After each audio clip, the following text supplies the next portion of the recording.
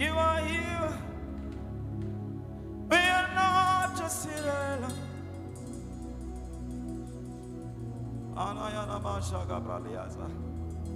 As we know you are here, we are not just here alone. You are here, we are not just here alone. Lord, you are here, we are not just here alone. Father, we know you are here. We are not just here alone. Yes, we know, Lord, you are here. You are not just here alone. We know you are here. Shabada Cabrado Safratina Kaliata. Lift up your hands unto heaven and let's worship the King Eternal. He is the King of Kings. He is the Lord of Lords. He is the Lion of the tribe of Judah. He is the man of war. He began before the beginning began. There is none like unto him. Let your name be exalted forever. In the name of Jesus. Please be seated. Good morning. I work on a topic this morning that I captioned assessing your new season. Help me tell someone by your side, assessing your new season. Tell another person, assessing your new season. Tell another person, assessing your new season.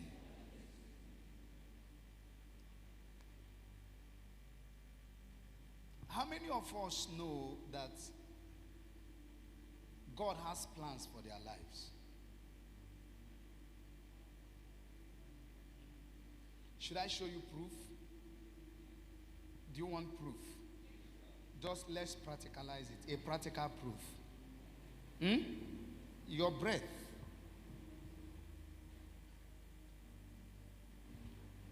You must know that God is so detailed to do something outside purpose.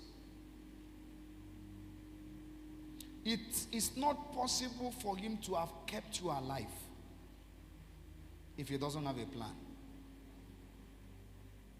Not possible. It is not possible for God to have kept you alive if there is no plan he has for you. So oftentimes we feel discouraged. Oftentimes we look at our lives and we say, is this all there is to our lives? Is this how our destinies are going to end? But God has a mighty plan for you.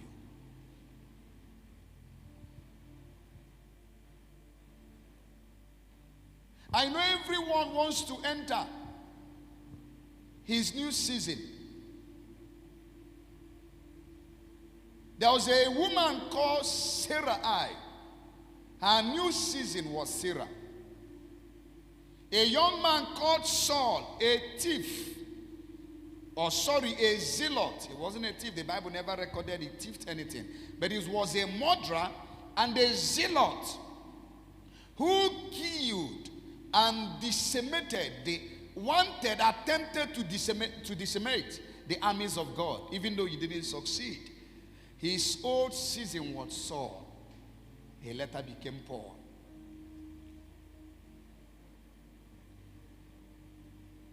There was a young man called, or rather a man called Abraham. His new season was Abraham. One of the ones that shook me to my bone is a young man called Saul, who was a donkey chaser. Just by chasing a donkey. He came to a land, they called the land Luz, L-U-Z, and he wanted to go back. And then he asked his servant, is there no prophet around that we should inquire? He didn't know, sir, that it was an appointment with destiny. Just like someone here, maybe you followed someone or you thought it's one of the Wednesday services, but this is an appointment with destiny. And then he came in contact face to face with the prophet. And then there was a shift. There was a shift. There was a shift. There was a shift. There was a shift. There was a shift. There will be a shift in your life today. Psalms chapter 30 and verse number 5. Psalms 30 and verse number 5. His anger is but for a moment. Show it to me. Psalms 30 and verse number 5. For his anger is but for a moment. His favor is for life. Weeping may endure. It introduces two kinds of season. The first one is the part of God's anger. The second one is the part of his favor. Then the second part is part of weeping. And then you also see in that second part of joy. So there is anger, there is favor, there is weeping, and there is joy. For his anger is but for a moment. His favor is for life. Weeping may endure for a night, but joy cometh in the morning. There is something I discovered about this, introducing these seasons. The dark part always comes first. Anger came before favor. Sorrow came before joy. And I discovered that there is always a timeline for the negatives. Because if God allows that sorrow to linger as the devil plans it, he will not come out of it. So he put a timeline on it. He said, weeping may endure for a night. Even though it looks like it is enduring, but it is for a time. But joy comes in the morning. Didn't tell us that the joy will endure till another morning and another sorrow will come. Which means as soon as joy comes, it will be joy all through. Somebody say a loud amen. To enter into your season, your new season, you must let go of your old season. That's the first thing you must do. To step into your new season, you must let go of your old season. You must let go of your old season. Yes. I take Philippians chapter 3 and verse number 13. You must let go of your old season. Philippians chapter 3 and verse number 13. Brethren, I do not count myself to have apprehended. But one thing I do. Somebody say, one thing I do. Forgetting those things which are behind and reaching forward to those things which are ahead. Listen. Everyone here, including the man standing, we have things in our lives we wish hadn't happened. Yes. Including the man standing. I have things in my life I wish I hadn't done. But once you have done it, you can't undo them. Because you can buy clock, but you don't buy time. You can't move the hand of time. If we are to say we have the ability to teleport to the past, we would have teleported. There are a couple of things we have done. Don't be hard on yourself. Yes. You opened your heart to a guy, and after 7 years, he wasted your time, delayed you, knocked the engine of your heart. But don't you know that even if engine is knocked, you can buy another engine? But that heart is not even knocked. And I discovered that everyone that comes into your life either teaches you a lesson or becomes a blessing. So if the person is a lesson, learn well. If the person is a blessing, glorify God. In all of them, glorify God. You need both lesson and blessing to arrive at destiny. Somebody say here. This one thing I do, forgetting the things that are behind and reaching forward to those things which are ahead. Verse 14. I press. It's not easy. It's not easy. I press. To press means to apply force. So sometimes you have to wake up and apply force to be happy. You didn't hear what I said. You have to what? I press. I press. If you are asked, press it. What it means, apply force. Not I touched. I press toward the goal. Sometimes you don't feel like it. You are discouraged. You don't feel like going to school again. You don't feel like loving again. You don't feel like it again, but press forward. That business is going down, but press forward. Something wrong is happening, but press forward. I press towards the goal. My motivation is the prize. Those who left you, don't ever allow them to meet you the same way they left you or worse than they left you. Your greatest revenge to them will be that they met you a better person. Do you know why? I discovered that everyone who left St. Saul's Church in anger never left. They kept calling people. Okwane reduce. And now, is he reducing? They will start asking some of the financial members they know, is the person still there? Yes, the person is there. Now, you will leave. So they will leave and they will keep wasting their money.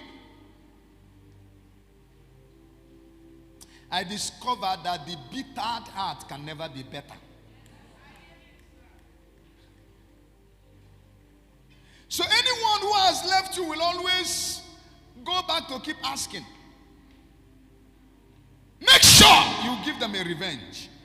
And that revenge will not be that you pray a prayer. Lord, curse them. You are wasting your time. Why will you do that? Everyone has a reward. There is something called the law of cause and effect. You don't need to waste your saliva. In fact, praying is an indicator of bitterness. Allow them. The Lord will recompense them. You didn't hear what I said. The Lord will recompense them. Give them a gift of a better you. Let them be hearing that you are now on television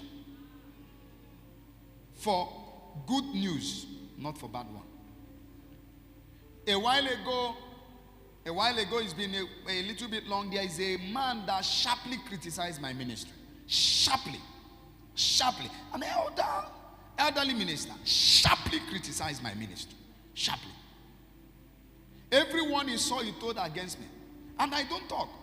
In fact, it was one of my top management staff who was telling someone, she said, when I was getting employment here, I said, let me now study this man I've heard about for a long time.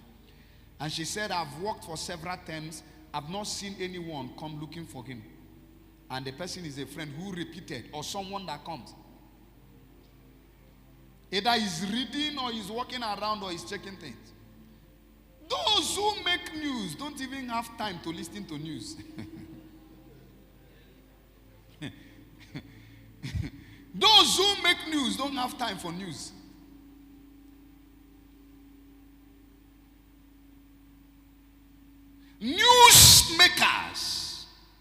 Newsmakers are hard pressers. I press towards the goal. Make sure you are not pressing aimlessly. Don't wake up aimlessly. Press towards the goal. Make up your mind, what I'm going to do this year is to go to a fashion school. Convert that your heartbreak to anger in your soul to become better. Every time you carry pillow, even that pillow has suffered. You have been shrinking the pillow until the pillow, when you started, you shrink it, it will come out. You shrink it, it will come out. Now you have shrunk the pillow to the point that is no more coming out. You need now to get off from that failure and then use that aggression for something better.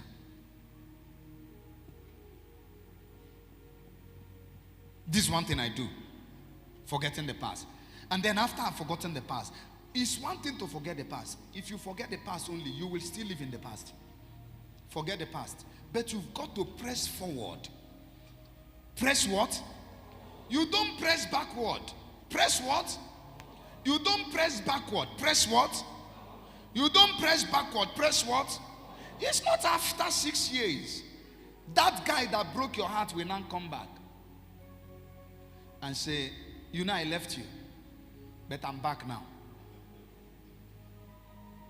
The Bible says, press what? I didn't say marriage, or somebody will say, okay. But even there are certain heartless people that will come back after they have married, went their way and come back. And they told you they have come to their senses. Let me not say this now. If I say it, I will need to explain it so that